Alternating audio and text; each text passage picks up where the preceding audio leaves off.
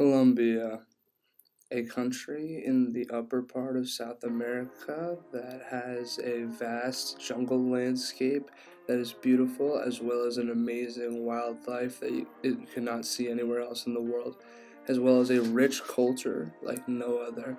Unfortunately, like many other countries, Colombia does have a pretty strong poverty. And one issue that Colombia faces is actually their war on drugs, and most importantly, their drug cartels, which are very successful and run a lot of the crime in the country, most notably the Medellin cartel, which was one of the first cartels run by none other than Pablo Escobar himself, the man that is the most famous drug lord in Colombia, worth over 2 billion pesos, and ran the cartel that made over $4 billion a year. Now, when someone's making money that much at a constant rate in a legal way, the question arises, how do they do it? How do they get away with it? Do they have a spy in the government? If so, how would they do such a thing? Well, the Constitution of 1991, written in Colombia, actually could be the key to this. Within the Constitution, in Chapter 2, it read, all citizens are guaranteed the right to establish, organize, and promote parties, leaving the bipartisan party system and going into a multi-party system, which caused a lot of unregulated funding and spending into different people running for election.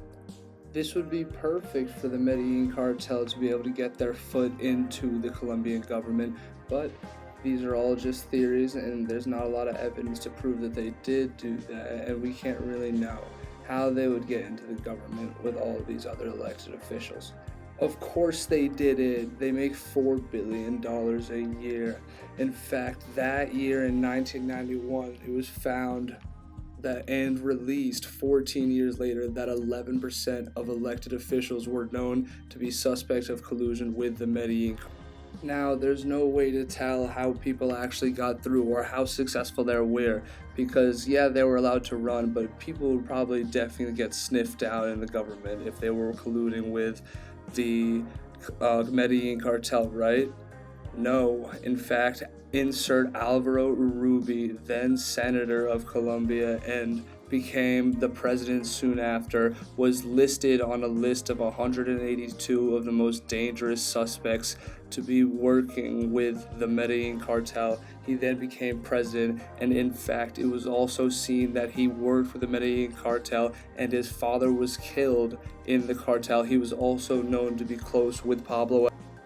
Now, of course, these are all just theories again. There was no real detainment of nobody listed or suspected because it was all happening and discovered 14 years too late.